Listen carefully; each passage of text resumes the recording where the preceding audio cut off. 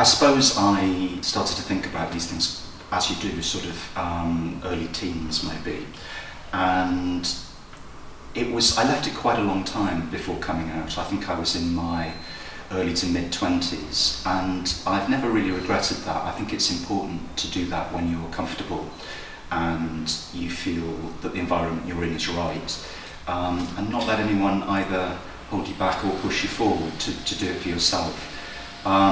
So yeah, there were some sort of difficult years, I think, where I was trying to make sense of my experience and how I felt about things, but in the end, I think having worked it through and taken my time was the right thing for me. I think it's a cliche to say this, but coming out is something you do over and over again, really. I think the first time round, I was surprised by how easy it was.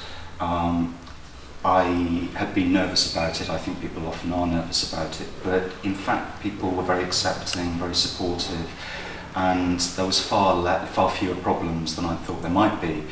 And then in terms of colleagues, again, I've never found it a problem really. People have been very accepting, very supportive. They treat my partner as they treat anybody's partner. So it's been, I would say, a positive experience. I think it's true to say that the university is a very welcoming kind of place, a very friendly place. I've always found it like that. Our department is a very harmonious environment, really. Perhaps this isn't the right thing to say, but university departments aren't always harmonious environments. And I've had a very positive experience. It's not about spectacular things. It's not about sort of anything extraordinary happening. It's just about day-to-day acceptance and respect. But I've never found that a problem here at Sheffield. I think it's important to come out, because if you don't, you end up wasting an enormous amount of your own energy. You constantly have to lie to people. You have to monitor what you're saying to them. You have to think carefully about what pronouns you use, you know, whether you say he or she when you're describing the person you were with at the weekend.